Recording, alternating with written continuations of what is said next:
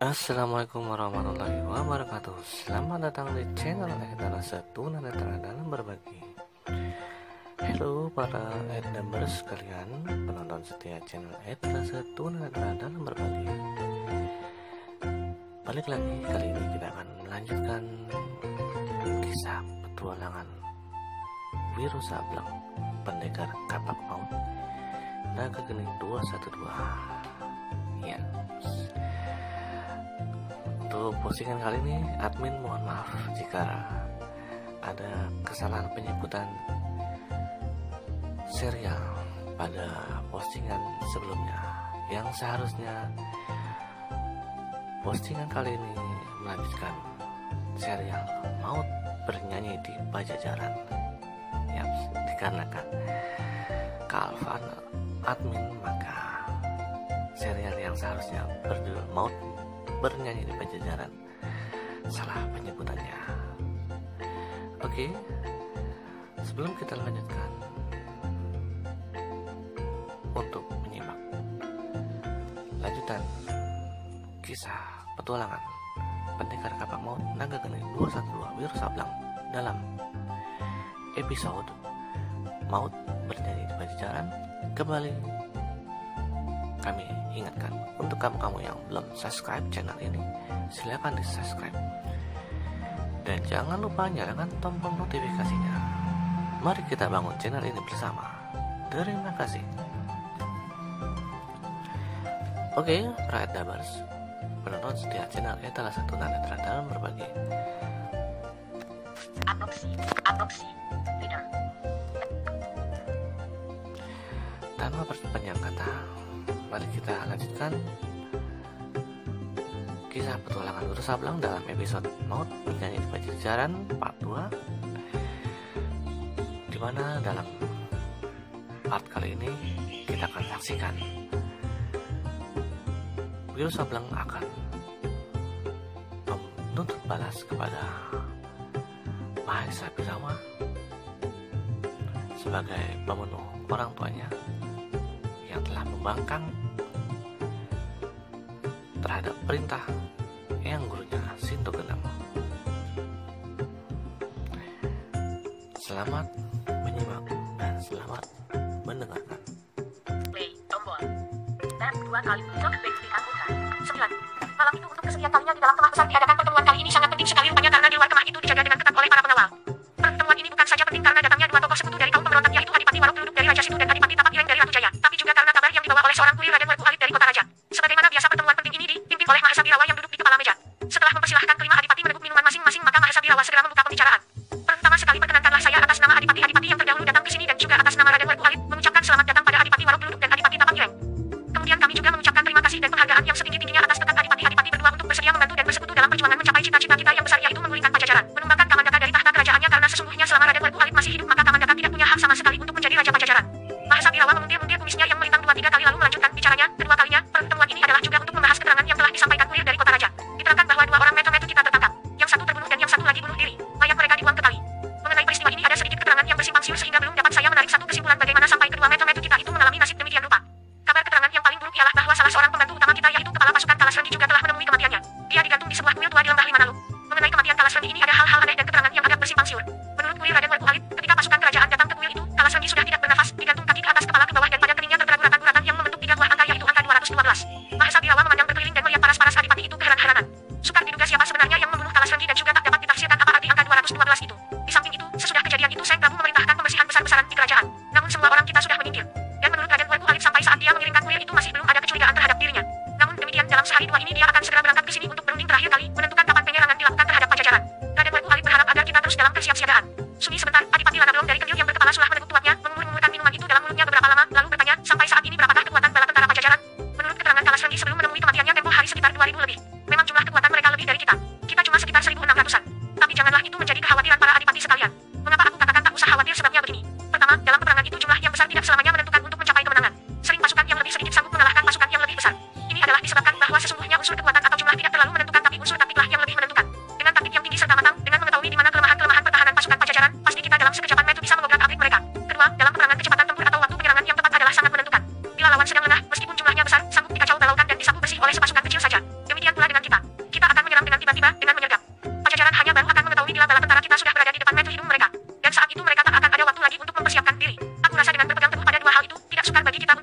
Pajajaran. Apalagi para adipati di sini bukan pula manusia-manusia berilmu rendah. Sedikit banyaknya adalah murid-murid dari perguruan-perguruan silat yang ternama juga, bukankah demikian? Kelima adipati itu sama mengungung senyum. Memang rata-rata mereka adalah pewaris ilmu-ilmu silat dari berbagai cabang dan aliran, dan ilmu-ilmu mereka tidaklah dapat dianggap ilmu pasaran yang rendah belaka. Di samping itu, kata Mahasabirawa pula, jangan pula kita lupakan bantuan yang akan diberikan oleh seorang tokoh dunia persilatan yang terkenal, yakni Begawan Sitaraga. Oh, jadi Begawan Sakti yang diam di puncak gunung Halimun itu membantu kita pula? Tanya Warok Geluduk, adipati dari Raja Situ. Ya, sahut Mahasabirawa. Bagaimana sampai Begawan ini mau membantu perjuangan kita? Tanya Tapak Ireng.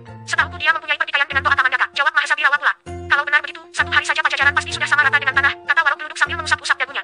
Dan dibayangkannya kedudukan yang bakal diterimanya bila pemberontakan mereka berhasil nanti. Tanda bintang, tanda bintang, tanda bintang. Waktu itu hari hujan rintik-rintik. Angin malam bertiup kencang dan dingin. Sosok tubuh itu berjalan dengan acuh tak acuh.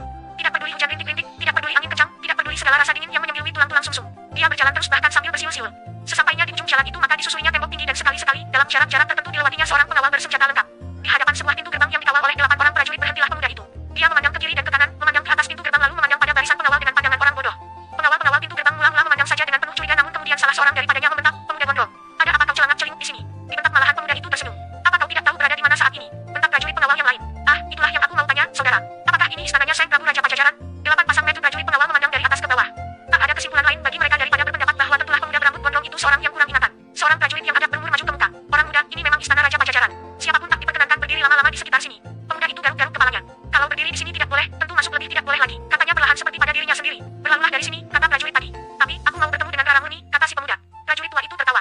"Tak seorang pun yang diizinkan bertemu dengan Tuan Putri, apalagi kau. Ini urusan penting sekali, saudara," desak si pemuda. Salah seorang prajurit yang lain, yang sudah tak sabaran berkata, "Pemuda gila, berlalulah dari sini, atau pangkal tombakku akan memejutkan kepalamu." Tapi si pemuda tidak memperdulikan ancaman itu. "Saudara pengawal, dengarlah," katanya. "Aku pernah kenal dengan Rara Muni. Mungkin aku lebih kenal padanya dari kalian semua di sini. Aku mesti ketemu dengan dia. Katakan saja bahwa ada seorang pemuda berambut gondrong bernama 212 mau bertemu dengan dia. Pasti dia tahu dan mengizinkan aku masuk." Kedelapan prajurit pengawal itu tertawa membahak. Beberapa di antaranya malah mencibir. Dan seseorang di antara mereka berkata, "Kau salah alamat, kawan. Mestinya kau datang ke rumah dukun gendong di kampung Andawa, minta obat kepadanya agar otakmu yang jelek sinting itu bisa diperbaikinya." "Siapa bilang aku sinting?" Gadang si pemuda rambut gondrong. "Kau memang tidak sinting, tapi berotak miring atau setengah gila." Dan gelak membahak terdengar lagi di depan pintu gerbang istana itu. "Kalau kalian tidak mau kasih aku masuk, tak apa," kata si pemuda yang tiada lain daripada pendekar 212 Wiro Sableng. "Tapi satu hal aku katakan, aku tidak gila. Kalianlah semua yang gila." Tertawa tiada pangkal sebab. Habis berkata begini pemuda itu berlalu, melangkah sambil bersiul-siul. Rara Muni seperti tidak percaya pada pemandangannya ketika melihat pintu terbuka dan dua sosok tubuh masuk ke dalam. Yang seorang adalah inang pengasuhnya, seorang perempuan tua, sedang yang satu lagi adalah pemuda rambut gondrong yang pernah menolongnya tempo hari. "Kita bertemu lagi, Rara," kata Wiro Sableng. "Di pintu gerbang aku tak diperbolehkan masuk, terpaksa lompat lewat tembok dan memaksa perempuan tua ini untuk memberitahukan kamarmu. Ada apakah kau datang ke sini, saudara 212? Tanya Rara Muni. "Ah, rupanya kau masih belum melupakan angka itu. Bagus sekali. Mengapa aku datang ke sini? Untuk bertemu dengan kau tentunya," kata pendekar 212 pula seraya menyandarkan punggungnya ke pintu yang tadi ditutupkannya. Merah paras Rara Muni mendengar kata-kata Wiro Sableng. Tentang diri penolongnya ini memang tak pernah dilupakannya, terutama mengingat kehebatannya. Maka bertanya pula dia, "Mengapa kau ingin ketemu aku?" "Oh, jadi tak boleh ketemu? Bukan begitu maksudku, saudara. Dengar Rara, aku mesti bertemu dan bicara dengan Seng Prabu malam ini juga." Rara Muni terkejut. "Ada urusan apa?" "Urusan penting. Penting sekali." Rara Muni berpikir-pikir. Pemuda ini selama dikenalnya meski ceriwis dan suka bicara melantur tapi hatinya polos. Namun demikian dia masih belum tahu siapa adanya pemuda ini. Bukan mustahil dia adalah seorang pengkhianat macam Kalas Renggi tapi yang menjalankan taktik secara lain.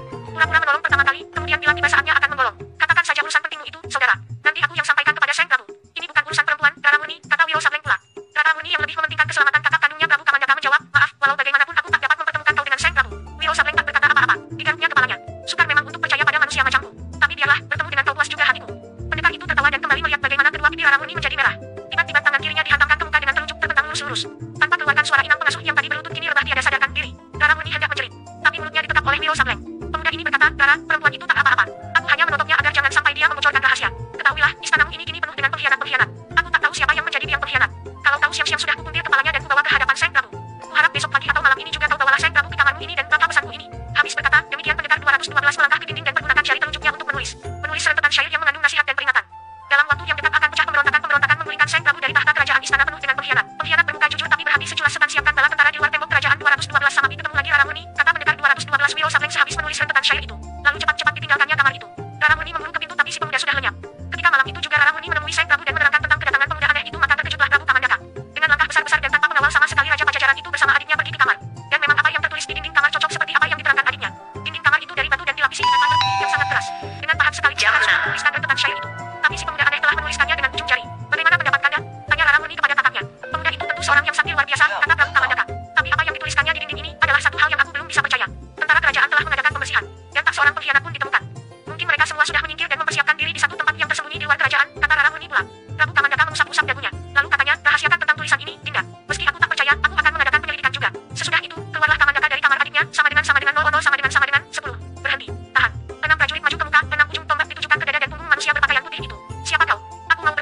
Birawa. Keparat, aku tanya siapa, menjawabnya lain bentak prajurit itu. Laki-laki itu menggeram dalam hati. Tunjukkan kemah Mahesa Birawa. Kalau tidak antarkan aku kepadanya. Manusia baupenit. Kau kira kami ini budakmu? Kau metu-metu pajajarannya. Bentak prajurit yang paling kanan sekali. Ujung tombaknya kini digeser ke tenggorokan laki-laki asing itu. Kalian sontoloyo semua. Aku bicara baik-baik, dibalas dengan bentakan-bentakan. Sialan. Enam ujung tombak dengan serta-merta bergerak ke muka. Laki-laki yang hendak menjadi bahan sasaran ujung senjata itu berkelebat cepat. Satu kali gebrakan saja maka mentalah keenam prajurit itu. Empat bergelimpang di tanah tak bangun lagi. Satu berdiri nanar, sedang yang satu sambil memegang perutnya yang kesakitan masih sanggup berteriak memanggil kawan-kawannya. Maka dalam sekejapan mata saja puluhan prajurit dengan senjata terhunus sudah mengurung tempat itu, mengurung ketat laki-laki berpakaian serba putih. Obor-obor menerangi tempat itu dan jelaslah tampang manusia yang telah menggebrak enam prajurit tadi. Dia memandang berkeliling dengan air muka melontarkan senyum mengejek. Inikah tampangnya manusia-manusia yang hendak memberontak pada kerajaan, tanda tanya. Laki-laki itu tertawa mengeteh. Kalian manusia dobol semua. Mau saja diperalat oleh segelintir manusia yang hendakkan kekuasaan secara keji. Kalau kalian kalah, kalian dan dipancung semua. Kalau kalian menang, kalian dapat apa? Seorang laki-laki berbadan tinggi kekar dan berkulit hitam maju ke hadapan orang asing itu. Dia adalah seorang pelatih prajurit-prajurit yang hendak memberontak itu. Satu tangan bertolak pinggang, satu lagi menuding tepat-tepat ke muka si orang asing. Dia berkata, kurasa kau masih belum buta untuk melihat kenyataan di mana kau berada saat ini. Kata laki-laki tinggi besar itu. Si orang asing masih tertawa seperti tadi, mengejek. Si tinggi kekar yang merasa dihina di hadapan orang banyak dengan gemas sekali hantamkan tinju kanannya ke perut si orang asing. Apa yang terjadi kemudian terlalu cepat untuk dilihat oleh mata orang banyak di tempat itu. Tubuh kepala pelatih yang tinggi besar itu jungkir balik di udara dan jatuh punggung di tanah. Untuk beberapa lamanya tak dapat bergerak-gerak. Kesunyian karena terkejut dan keheranan hanya berlangsung beberapa ketika saja. Begitu terdengar seseorang berteriak maka menyerbulah puluhan prajurit itu. Suara beradunya senjata riuh dan kacau balau. Tahan, seorang prajurit berteriak. Lihat, kita menghantam sesama kita. Kunyuk itu sudah ada di sana. Dan ketika semua mata memandang ke jurusan yang ditunjuk maka kelihatanlah orang asing tadi berjalan seenaknya di sela-sela kemah prajurit. Sewaktu dirinya diserang secara bersama-sama tadi, laki-laki itu dengan kecepatan luar biasa jatuhkan diri di tanah dan lolos di antara selangkangan para penyerangnya. Keadaan malam yang gelap menolongnya untuk lolos dan melangkah seenaknya di sela-sela kemah. Melihat bahwa orang yang mereka serang sudah berada di tempat lain, di samping terkejut tentu saja prajurit-prajurit itu menjadi geram sekali. Apalagi kepala pelatih yang tadi dibikin menggeletak di tanah dalam satu kali gebrakan. Dia berseru memanggil prajurit-prajurit lainnya. Burung bangsat itu. Kalau tak mungkin ditangkap hidup-hidup, cincang sampai lumat, perintahnya. Kepala pelatih ini kemudian cabut kerisnya. Sebelum menyerbu di antara anak buahnya, dia memberi perintah pada seorang prajurit yang kebetulan berada di dekatnya. Beritahu hal ini pada Mahesa Birawa, tanda seru. Di dalam kemah besar itu tengah berlangsung perundingan. Mahesa Birawa tengah berkata, besok Raden Werku Alit sudah berada di sini dan agaknya. Ucapan Mahesa Birawa terputus. Kepalanya berpaling ke kanan dan dari mulutnya keluarlah suara bentakan, pengawal. Apa kamu orang tidak tahu bahwa tidak siapapun boleh masuk ke dalam kemah ini? Keluar, tanda seru. Mohon maaf Raden, kata pengawal kemah seraya menjura dua kali. Seorang prajurit memberitahukan bahwa terjadi kerusuhan di sebelah timur. Kerusuhan, tanda seru. Mahesa Birawa berdiri dari kursinya. Ya, seorang asing diketahui memasuki perkemahan. Ketika dikurung dan ditanyai dia melawan. Dia merubuhkan enam prajurit. Memukul kepala pelatih Sutorande dan kini tengah dikeroyok oleh puluhan prajurit di bawah pimpinan Sutorande. Hanya seorang asing nyasar ke sini saja kalian tidak bisa membereskan. Memalukan sekali. Ketak Mahesa Birawa. Tapi dalam hatinya dia sebagai seorang yang sudah berpengalaman dalam dunia persilatan memaklumi kalau seseorang sanggup merubuhkan enam lawan sekaligus. Bahkan memukul jatuh kepala pelatih prajurit ini suatu tanda bahwa dia bukanlah orang sembarangan, pasti mempunyai ilmu yang diandalkan. Tapi siapa adanya orang asing yang berani datang seorang diri ke perkemahan itu, inilah satu hal yang ingin diketahui Mahesa Birawa. Mahesa Birawa berpaling pada adipati-adipati yang ada dalam kemah itu dan berkata, harap maafkan. Aku terpaksa meninggalkan persidangan sebentar untuk membereskan keonaran. Semua adipati menganggukkan kepala. Adipati Tapak Ireng berkata, mungkin sekali perusuh ini seorang metu-metu pajajaran. Boleh jadi, sahut Mahesa Birawa seraya menindap ke pintu kemah. Dan saat itu pengawal kemah berkata, orang asing itu berkata bahwa dia ingin bertemu dengan Raden. Dengan aku, Mahesa Birawa menuding dadanya sendiri. Pengawal mengangguk. Ini membuat Mahesa Birawa tambah ingin lekas-lekas mengetahui siapa adanya perusuh itu. Pertempuran berkecamuk seru ketika Mahesa Birawa sampai ke sana bersama seorang prajurit. Prajurit ini hendak berseru tapi diberi isyarat oleh Mahesa Birawa agar diam saja. Akan disaksikannya dengan mata kepala sendiri beberapa jurus kehebatan pertempuran itu.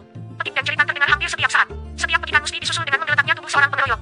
Menurut taksiran Mahesa Birawa saat itu ada sekitar 30 prajurit di bawah pimpinan Sutorande yang mengeroyok si orang asing. Diam-diam Mahesa Birawa mengagumi juga kehebatan orang asing itu. Masih muda belia, bertampang keren dan senjatanya sebuah tombak yang diputar seperti kikiran, menderu dan setiap saat meminta korban dari pihak pengeroyok. Mahesa Birawa tahu betul tombak yang di tangan pemuda itu adalah tombak rampasan. Dan yang membuat Mahesa Birawa terpaksa lelutkan lidahnya ialah meski dikeroyok puluhan manusia, si pemuda itu dengan seenaknya saja melayani sambil tertawa dan bersiul. Beberapa orang lagi rubuh menggeletak dengan perut atau dada terluka parah di sambar ujung tombak. Kemudian terdengar lagi satu petikan dahsyat. Sesosok tubuh metal jatuh tepat di hadapan Mahesa Birawa. Ketika diteliti oleh Mahesa Birawa ternyata sosok tubuh itu adalah sosok tubuh Sutorande, kepala pelatih prajurit. Nyawanya sudah minggat dan pada keningnya kelihatan guratan angka 212. Angka ini sekaligus mengingatkan Mahesa Birawa pada keterangan kulir Raden Werku Alit tentang kematian Kalasrenggi secara aneh, digantung kaki ke atas kepala ke bawah dan juga ada angka 212 pada kulit keningnya. Tanpa menunggu lebih banyak korban lagi yang jatuh maka berserulah Mahesa Birawa, sama dengan 11.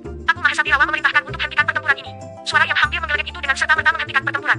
Prajurit-prajurit yang mengeroyok melompat keluar dari kalangan pertempuran. Si pemuda asing masih berdiri di tempat dengan tombak di tangan. Teriakan Mahesa Birawa tadi membuat dia putar kepala ke arah datangnya suara itu. Dan sepasang matanya segera membentur sesosok laki-laki berbadan tegap berkumis lebat melintang, berpakaian bagus. Pada pinggangnya terselip keris. Dalam hatinya pemuda itu mengumam, jadi inilah dia manusianya yang bernama Mahesa Birawa itu. Selagi dia mengumam begitu laki-laki itu melangkah mendatanginya. Orang asing, kata Mahesa Birawa dengan nada keren dan lantang. Meski kau punya sedikit ilmu yang diandalkan, tapi di sini bukanlah tempat untuk memamerkannya. Si pemuda keluarkan suara bersiul. Betul aku berhadapan dengan Mahesa Birawa saat ini? Tanyanya. Kau siapa? Membentak Mahesa Birawa. Namaku tertulis di kening anak buahmu itu. Si pemuda pendekar 212 menunjuk ke mayat Sutorande. Bagus kalau begitu. Mahesa Birawa puntir kumisnya. Kau yang membunuh Kalasrenggi, bukan? Tidak. Aku hanya menggantungnya dan Tuhan kemudian mengambil rohnya. Habis berkata begitu pendekar 212 Wiro Sableng tertawa mengeteh. Kau tahu Mahesa, manusia macam Kalasrenggi itu tak layak hidup lama-lama di dunia. Masih kebagusan ada tali untuk tempat pembuang mayatnya. Dan kau tahu, di atas bumi ini masih banyak manusia-manusia macam Kalasrenggi malahan lebih terkutuk dari Kalasrenggi yang mesti dilenyapkan. Di sini bukan tempat pidato, budak hina, bentak Mahesa Birawa. Oh, begitu? Kalau demikian mari kita bicara 4 meter Mahesa Birawa. Aku memang sudah lama mencari kau. Mahesa Birawa menyeringai. Kemudian kelihatan bagaimana mukanya menjadi kelam membesi. Kalau aku bicara dengan kau, maka biar aku terangkan padamu bahwa kedatanganmu ke sini hanyalah untuk mengantar nyawa. Habis berkata demikian, Mahesa Birawa hantamkan tangan kanannya ke muka. Setiup angin yang bukan olah-olah panasnya menggebu ke arah pendekar 212. Pendekar 212 lompat 3 tombak ke atas. Angin pukulan lewat di bawahnya dan menghantam sebuah pohon kayu. Boom! Gahak! Pohon itu bukan saja tumbang dilanda angin pukulan tapi juga berwarna hitam karena hangus. Kedua orang itu sama-sama terkejut. Pendekar 212 terkejut melihat kehebatan pukulan dan tenaga dalam lawan, sedang Mahesa Birawa heran tidak menyangka kalau pukulannya itu dapat dielakkan dengan satu lompatan enteng ke udara. Dengan penuh waspada Wiro Sableng jejakkan kedua kakinya kembali ke tanah. Mahesa Birawa, katanya, soal pertempuran soal mudah. Mudah dimulai, mudah diakhiri. Tapi aku bilang, aku mau bicara dengan kau. Tempat mah, budak hina. Siapa sudi bicara dengan kau? Potong Mahesa Birawa membentak. Sekali lagi tangan kanannya dipukulkan ke muka. Kalau tadi dia hanya mempergunakan sepertiga dari tenaga dalamnya, maka kini dialirkan ke dalam pukulannya itu setengah dari tenaga dalamnya. Namun untuk kedua kalinya pula Mahesa Birawa dibuat gemas karena pendekar 212 berhasil pula mengelakkan serangannya yang dahsyat itu. Mahesa Birawa, apakah kau yang lebih tua tidak memberikan kesempatan padaku untuk bicara 4 meter? Tanya Wiro Sableng pula. Kesabarannya mulai terkikis dari hatinya. Kalau saja dia tidak ingat pesan gurunya Eyang Sinto Gendeng, pastilah saat itu juga dibalasnya serangan-serangan Mahesa Birawa tadi. Untuk tidak terlalu kehilangan muka karena dua pukulannya berhasil dielakkan lawan, maka berkatalah Mahesa Birawa, percuma saja kau bicara, toh nantinya nyawamu akan aku bikin merat juga dari kau punya badan. Pendekar 212 tertawa. Dengar Mahesa Birawa, kata pendekar ini. Rahang-rahangnya bertonjolan. Pelipisnya bergerak-gerak tanda dia menekan amarahnya dan berusaha mempertahankan kesabarannya. Aku membawa pesan dari Eyang Sinto Gendeng, maka terkejutlah Mahesa Birawa mendengar nama itu. Kau ini siapa kalau begitu? Tanyanya. Siapa aku masih belum penting. Aku tunggu kau malam ini di Bukit Jatimaleh. Seorang diri, Mahesa Birawa. Datanglah seorang diri. Kau bisa bicara di sini. Pendekar 212 menggeleng. Di Bukit Jatimaleh, desisnya. Aku bilang di sini, bentak Mahesa Birawa. Takutkah kau datang ke bukit itu malam-malam gelap begini? Atau mungkin takut pada dinginnya udara? Atau mungkin takut pada roh-roh manusia yang selama ini membayangimu? Tanda seru. Mahesa Birawa tertekan geraham. Dia memberi isyarat. Bersama puluhan prajurit yang ada di situ maka menyerbulah dia. Pendekar 212 melompat sampai setinggi 7 tombak. Dia berpegangan pada ujung sebuah cabang pohon, membuat satu kali putaran pada saat mana Mahesa Birawa lemparkan sejenis senjata rahasia. Mahesa Birawa berseru tertahan ketika melihat senjata rahasianya membalik kembali menyerang dirinya sendiri. Dikebutkannya tangan kirinya. Senjata rahasia itu bermentalan, menghantam prajurit-prajurit di sekitarnya. 4 orang menggeram dan rebah ke tanah.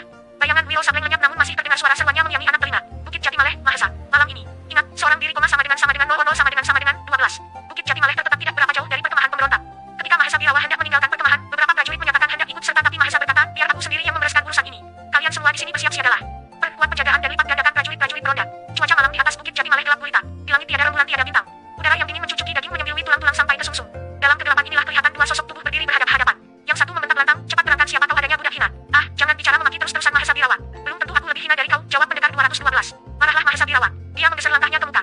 Tapi langkahnya segera pula terhenti ketika didengarnya pemuda di hadapannya berkata, pesan Eyang Sinto Gendeng ialah agar kau segera kembali ke puncak Gunung Gede dalam waktu secepat-cepatnya. Kembali ke puncak Gunung Gede, tanda seru. Yen, untuk menerima hukuman atas perbuatan-perbuatan jahatmu sejak kau turun gunung 17 tahun yang silam. Jangan bicara ngaco beo. Ada hubungan apa kau dengan Eyang Sinto Gendeng? Pendekar kapak maut naga geni 212 tertawa datar. Aku hanya pesuruh buruk saja, Mahesa, jawabnya. Dusta, bentak Mahesa Birawa menggeledet. Kalau kau tak mau bicara yang sebetulnya, jangan menyesal bila kepalamu kupuntir sampai putus. Wiro Sableng bersiul. Aku tak tahu segala urusan puntir kepala. Aku hanya menyampaikan perintah Eyang Sinto Gendeng agar kau menghadapnya di puncak Gunung Gede. Kau dengar Mahesa? Hi. Jari-jari tangan Mahesa Birawa mengepal membentuk tinju. Aku ingin tahu saat ini juga. Apakah kau bersedia memenuhi perintah itu atau tidak? Aku tanya dulu. Apa hubunganmu dengan Eyang Sinto Gendeng? Jangan bikin kesabaranku habis. Kurasa akulah yang mestinya kehabisan rasa sabar melihat tampangmu saat ini. Tukas Wiro Sableng. Katakan saja terus terang bahwa kau tak mau menghadap Eyang Sinto Gendeng. Itu lebih baik dan lebih jelas, tanda seru. Mahesa Birawa busungkan dada. Katanya, kalau orang tua geblek itu butuh ketemu dengan aku, suruh dia datang ke sini. Suara menggeram jelas terdengar di tenggorokan pendekar 212. Mukanya telah membesi. Tanah yang dipijatnya melesat sampai 3 senti. Bicaramu terlalu besar Mahesa Birawa. Terlalu pongah. Dosamu sendiri sudah lebih dari pataran. Hari ini kau hina gurumu sendiri. Guru yang bertahun-tahun telah memeliharamu, mengajarmu segala ilmu kepandaian. Guru yang telah kau nodai nama baiknya. Kau mengandalkan apakah, Mahesa Birawa, tanda seru. Bocah gila. Terpaksa mulutmu kurobek detik ini juga. Bentak Mahesa Birawa. Secepat kilat, belum lagi habis bicaranya maka 5 jari-jari tangan kanannya bergerak mencengkeram ke muka. Pendekar 212 tertawa dan bersiul. Bentakan nyaring menggeledik dari mulutnya dan dia lompat ke samping sambil hantamkan tangan kirinya. Mahesa Birawa terkejut ketika merasakan satu angin yang deras mendorong tubuhnya. Cepat-cepat dia pergunakan tangan kanan untuk mengapasi dorongan angin itu, tapi tak kurung tubuhnya menjadi gontai juga. Maka kini keringat dingin memercik di kening laki-laki itu. Urusan kekerasan urusan mudah, Mahesa, kata Wiro Sableng. Tapi bicaraku masih belum habis. 17 tahun yang lewat kau pernah malam melintang di Jatiwalu. Ingat, tanda tanya? Pemuda sedeng. Dari mana? Ah, kau masih ingat. Bagus sekali. Apa kau juga ingat bahwa pada masa 17 tahun itu kau telah membunuh Rana Weleng, kepala kampung Jatiwalu? Apakah kau juga masih ingat bahwa pada masa itu kau juga merusak kehormatan seorang perempuan bernama Suci, istri Rana Weleng, kemudian karena malu perempuan itu bunuh diri? Apa kau juga masih ingat dan sanggup menghitung berapa banyak jiwa penduduk yang kau renggut, kau bunuh? Mulut Mahesa Birawa terkatup rapat-rapat. Dan pendekar 212 buka mulut lagi, kalau aku tidak ingat pesan Eyang Sinto Gendeng, pada detik aku melihat tampangmu aku sudah bertekad untuk mengerus kepalamu.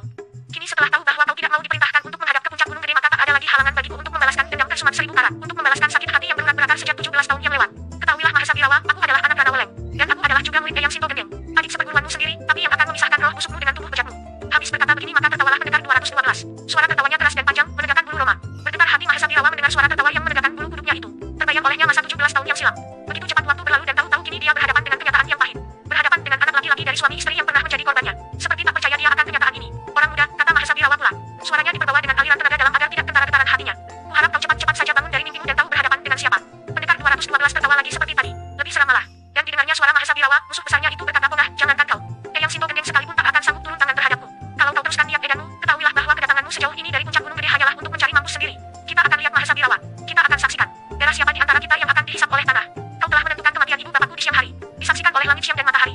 Karena itu besok, bila matahari tepat sampai di puncak ubun-ubun, aku tunggu kau di atas bukit ini. Biar langit dan matahari yang dulu menyaksikan kematian ibu bapakku, besok menyaksikan pula kematianmu, menyaksikan pembalasan dendam tersumat 1000 karat. Mahesa Birawa keluarkan suara mendengus. Aku bukan manusia yang bisa menunggu, apalagi terhadap kroco macam kau. Tapi dengar orang muda, daripada kau mati tiada guna, aku ada usul baik bagimu. Ikut bersamaku menghancurkan Pajajaran, niscaya kau akan kuangkat kelak menjadi seorang pejabat berpangkat tinggi. Tanda seru. Wiro Sableng bersiul. Aku tidak butuh usul, Mahesa Birawa, juga tidak butuh apa-apa. Saat ini aku hanya butuh roh busukmu. Besok siang di tempat ini, Mahesa. Darahmu atau darahku, nyawamu atau nyawaku. Maka kini Mahesa Birawa tidak dapat lagi menahan hatinya. Tak perlu tunggu sampai besok. Sekarang pun aku bersedia melayani. Terima pukulan 1000 badai ini. Mahesa Birawa menerjang ke muka. Tangan kanannya memukul dan gelombang angin yang sangat hebat menderu menyambar ke arah pendekar 212. Yang diserang tanpa tunggu lebih lama berkelebat dan melompat setinggi 7 tombak. Kedua kakinya bergetar dan linu ketika angin pukulan lawan dalam jarak setinggi itu masih sanggup menyapu kedua kakinya. Dengan kerahkan setengah dari tenaga dalamnya, Wiro Sableng hantamkan tangan kanan ke bawah melancarkan pukulan benteng topan melanda samudera. Mahesa Birawa berseru tertahan melihat datangnya angin laksana badai ke arahnya. Cepat-cepat dia melompat ke samping. Tubuhnya hampir terpelanting diserempet angin pukulan lawan. Dengan kerahkan tenaga dalamnya dia masih sanggup berdiri di tempat setelah mengelak tadi. Namun demikian kedua kakinya melesat sampai 5 senti ke dalam tanah. Dalam keterkejutan melihat kehebatan lawan, Mahesa Birawa mendengar suara tertawa pendekar 212. Kutunggu besok siang Mahesa Birawa. Di sini, di puncak bukit ini. Satu hal perlu kukatakan. Besok aku menghadapimu bukan sebagai manusia bernama Mahesa Birawa, tapi sebagai Surayali. Wiro Sableng berkelebat. Budak hina, jangan lari. Teriak Mahesa Birawa alias Surayali. Namun pendekar 212 sudah lenyap dari pemandangannya di telan ke-8 malam, sama dengan 00 sama dengan 13. 19 malam itu Mahesa Birawa tak dapat memicingkan mata. Dia gelisah sekali. Sebentar di atas pembaringan dalam kemah dia membalik ke kiri, membalik ke kanan. Ingatannya mengawang kembali pada masa 17 tahun yang silam. Terbayang olehnya kematian Rana Weleng. Terbayang olehnya Suci, perempuan yang bunuh diri itu. Dan ketika ingatannya berpindah pada pemuda yang mengaku anak dari Rana Weleng itu, tubuhnya seperti dijalari hawa dingin. Meski sudah dapat mengukur kehebatan lawan, namun Mahesa Birawa tidak takut sama sekali untuk menghadapi pemuda itu. Cuma kemunculan si pemuda yang tidak terdugalah yang benar-benar mengejutkan dan menyiapkan semangatnya. Hati kecilnya mengutuki kebodohannya sendiri. Pada masa 17 tahun yang silam itu dia tahu kalau Rana Weleng dan Suci mempunyai seorang putra. Kenapa dia tidak sekaligus membunuh Orok Rana Weleng itu? Tapi saat itu tentu saja dia tidak mempunyai pikiran panjang seperti waktu sekarang ini. Mahesa Birawa membalikan tubuhnya kembali. Dia memandang ke dinding kemah. Dan pada dinding kemah itu seperti terbayang oleh matanya rentetan kalimat yang pernah dibacanya pada dinding tempat kediamannya 17 tahun yang lalu, yaitu ketika dia baru saja berhasil melarikan Suci dan memasukkannya ke kamarnya. Di sana, di dalam ingatan Mahesa Birawa alias Surayali, seperti tertera kembali rentetan kalimat itu. Rentetan kalimat yang menjadi kenyataan, apa yang kau lakukan hari ini akan kau terima balasannya pada 17 tahun mendatang. Mahesa Birawa akhirnya turun dari pembaringan. Beberapa lama dia mondar-mandir di dalam kemah besarnya itu. Kemudian teringat dia pada kematian Kalasrenggi dan 2 orang meter-meter yang dikirim ke kota raja tempo hari. Mereka menemui kematian akibat turun tangannya seorang manusia aneh. Kalasrenggi mati dengan guratan angka 212 pada keningnya. Dan tadi dia juga saksikan sendiri kematian Sutorande dalam kela yang sama. Kalau begitu sedikit banyaknya atau mungkin pasti sekali pemuda yang mengaku anak Rana Weleng itu, yang sesungguhnya adalah adik seperguruannya sendiri, pastilah mempunyai sangkut paut atau hubungan dengan Pajajaran. Dan kalau sudah begini berarti bocornya rencana untuk menggulingkan Prabu Kamandaka, bocornya rencana untuk memberontak terhadap kerajaan. Mahesa Birawa melangkah lagi mondar-mandir sambil mengepalkan tinjunya. Dia harus bertindak cepat sebelum Pajajaran benar-benar tahu keseluruhan rencananya. Bukan mustahil saat itu bala tentara Pajajaran tengah menuju ke perkemahan mereka untuk menyapu mereka. Malam itu juga Mahesa Birawa berunding dengan kelima adipati. Dan malam itu pula diputuskan untuk menggerakkan seluruh pasukan ke kota raja. 2 orang kurir dikirim terlebih dahulu. Yang pertama untuk menemui Raden Werku Alit di kota raja, memberitahukan bahwa karena sesuatu hal yang mendesak maka pasukan diberangkatkan malam itu dan direncanakan untuk menggempur Pajajaran selambat. Lambatnya 1-2 jam sesudah fajar menyingsing. Kurir yang kedua berangkat menuju puncak gunung Halimun, menemui Begawan Sakti Sitaraga yang sebelumnya telah mengatakan bersedia turun tangan membantu kaum pemberontak. Tapi kurir ini kemudian tertawan oleh prajurit-prajurit Pajajaran di perbatasan. Meski tetap berhati bimbang akan kebenaran peringatan yang dibacanya di dinding kamar adiknya, namun Prabu Kamandaka tak urung menyiapsiagakan bala tentara Pajajaran secara diam-diam. Dan ketika dini hari itu dia dibangunkan secara mendadak, dilaporkan tentang terlihatnya sepasukan besar mendatangi kota raja. Raja Pajajaran ini benar-benar menjadi kaget. Benar juga peringatan itu, katanya dalam hati. Kepada kepala-kepala pasukan kerajaan segera diberikan perintah kilat, kalau pasukan yang datang itu adalah benar pasukan pemberontak, hadapi mereka di luar tembok kerajaan. Manakala sinar fajar pertama memancar di ufuk timur, maka pada saat itu pula lah mulainya berkecamuk pertempuran yang dahsyat di sepanjang tembok besar yang mengelilingi kota raja. Yang paling seru adalah pertempuran pada 2 buah pintu gerbang. Pihak pemberontak menyerang habis-habisan untuk dapat membobolkan pintu gerbang kota raja itu. Yang diserang bertahan mati-matian. Suara beradunya senjata, petik kematian, dorong manusia-manusia yang terbabat senjata, bahanyirnya darah, semuanya menjadi satu menimbulkan suasana yang mengerikan. Agaknya serangan lawan mulai tak dapat dibendung. Hal ini kelihatan sesudah pertempuran berkecamuk hampir setengah jam lebih. Prabu Kamandaka dengan teriakan-teriakan hebat berkelebat kian kemari memberi semangat pasukan Pajajaran. Prabu ini menunggangi seekor kuda putih dan di tangannya tergenggam sebilah golok panjang yang berlumuran darah. Prabu Kamandaka seperti terpukau dan tak mau percaya akan kedua matanya ketika dia bergerak ke medan pertempuran sebelah timur. Dia langsung berhadapan-hadapan dengan Werku Alit, saudara sepenyusuan sendiri. Matakah yang terbalik atau benarkah kau yang ada di hadapanku ini, Alit? Ujar Seng Prabu. Raden Werku Alit tertawa memesi. Matamu masih belum terbalik, Kamandaka. Cuma otakmu yang miring sehingga mengambil hak orang lain. Tanda seru. Hak apakah yang aku telah ambil dan siapakah orang lain itu? Tahta kerajaan adalah hak syah diriku, Kamandaka. Jawab Werku Alit garang. Prabu Kamandaka tertawa dingin. Kau mengigau di selang hari, Alit. Tak kusangka kau sendiri yang menjadi biang racun pentolan pemberontak yang memberikan perintah untuk mengeroyok raja Pajajaran itu. Prabu Kamandaka dengan teriakan-teriakan hebat berkelebat kian kemari memberi semangat pasukan Pajajaran.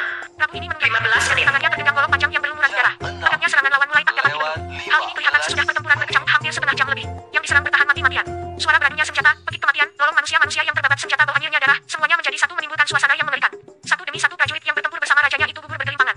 Keadaan Seng Prabu sangat kritis sekali. Sedang di sebelah barat bala tentara pemberontak di bawah pimpinan Mahesa Birawa sudah hampir berhasil membobolkan pertahanan pintu gerbang sama dengan 00 Pada saat pertempuran berkecamuk dengan serunya, pada saat pintu gerbang kota raja di sebelah barat hampir bobol dan pada saat keselamatan Prabu Kamandaka sendiri terancam, maka pada saat itulah terdengar suara yang keras laksana guntur mengatasi segala kecamukan perang yang mendatangkan maut. Itu manusia-manusia bodoh. Hentikan menyaksikan pertempuran ini.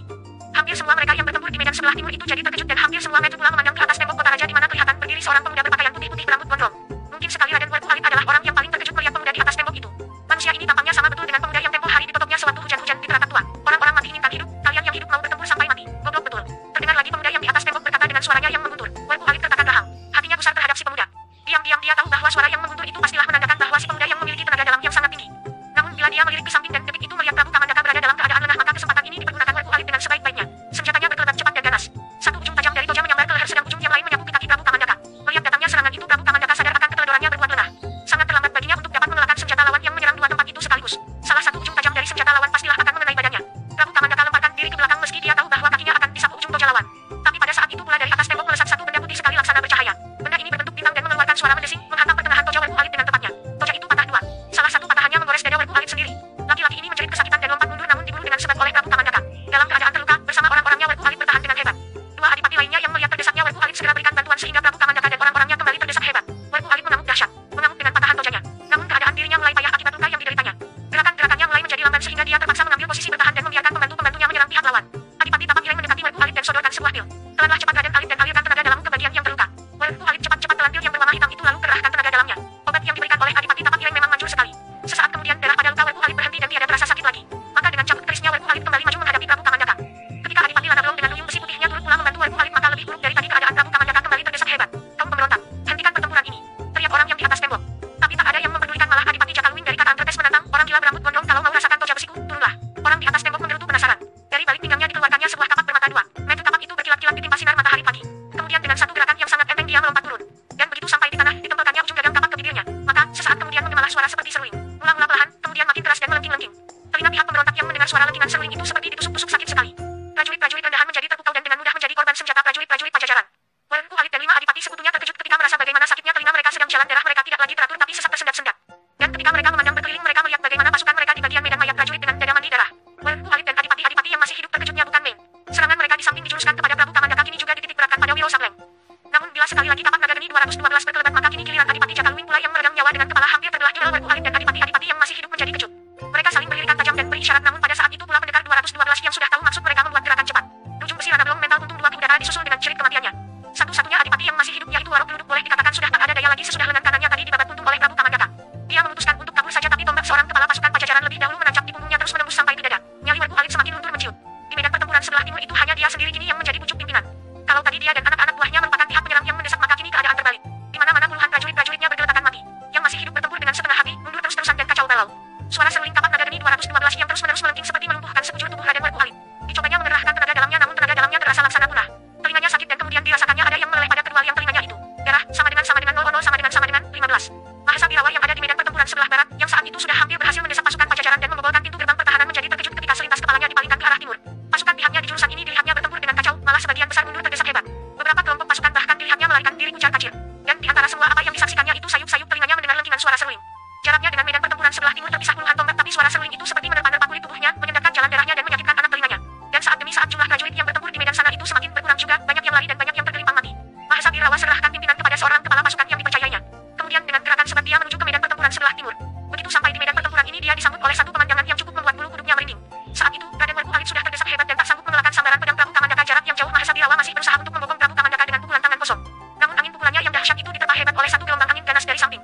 Ketika dia berpaling, maka sepasang matanya membentur pemuda yang tak asing lagi baginya. Maka membentaklah Mahesa Birawa.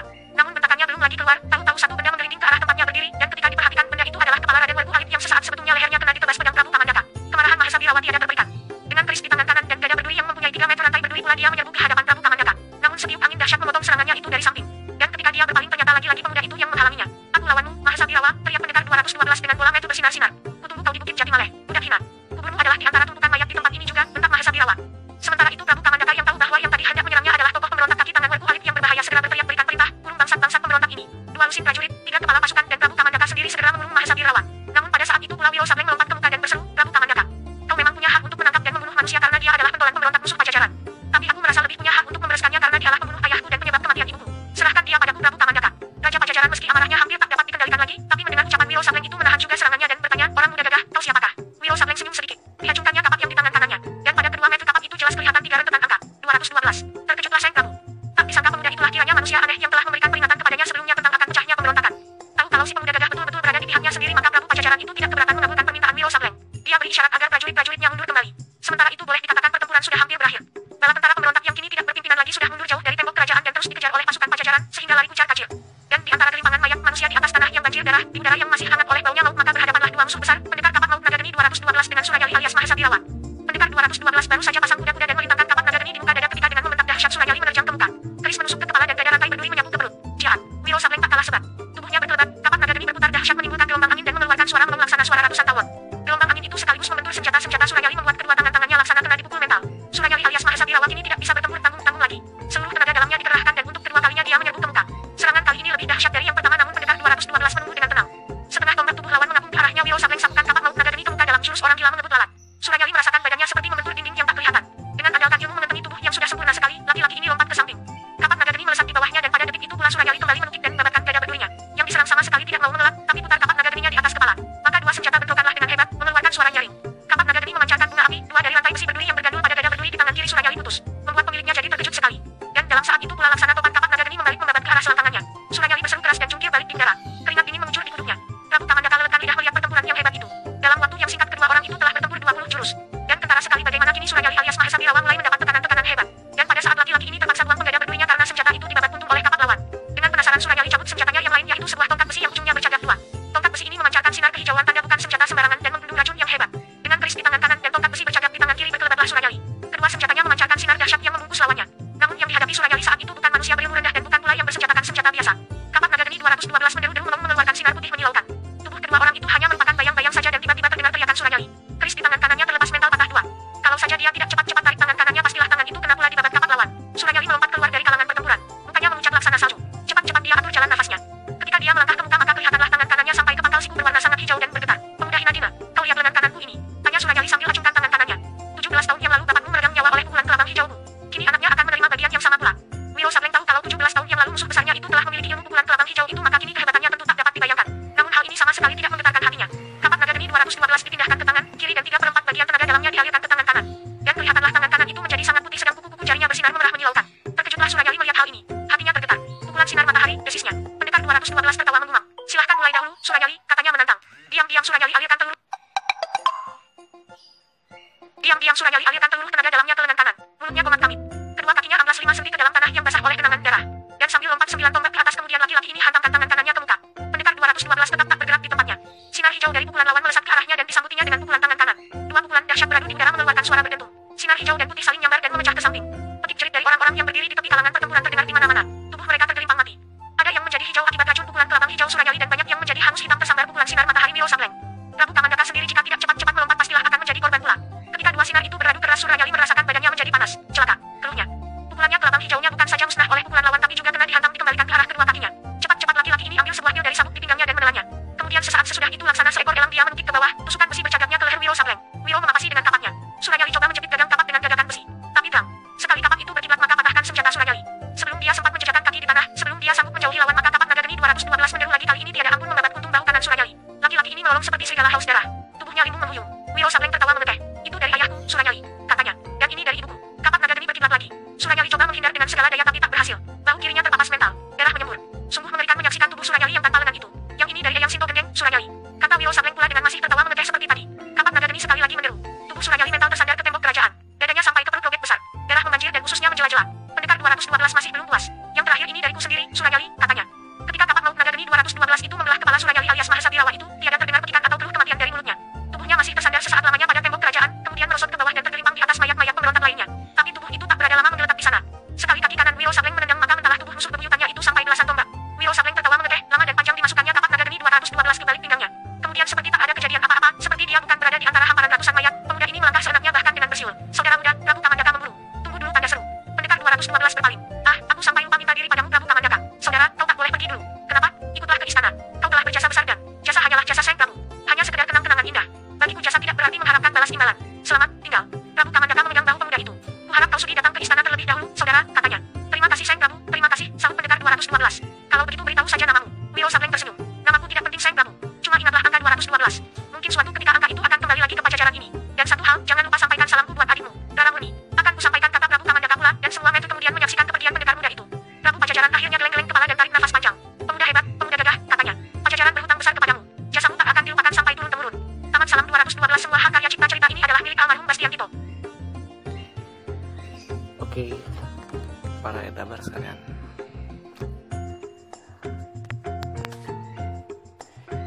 Demikianlah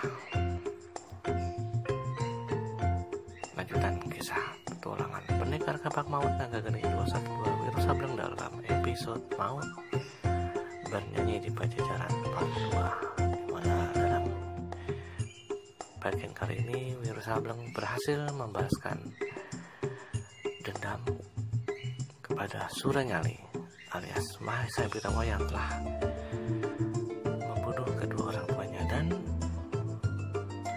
membangkang terhadap perintah gurunya Eyang Sintu Gendeng. Semoga kisah kali ini dapat mengobati rindu teman-teman semua, khususnya bagi teman-teman yang hobi mendengarkan dan membaca cerita silat. Semoga kita dapat bertemu di postingan-postingan cersil berikutnya. Silakan like dan share jika teman-teman merasa suka dengan postingan ini. Dan sampai jumpa di postingan-postingan berikutnya. Wassalamualaikum warahmatullahi wabarakatuh. Bye bye.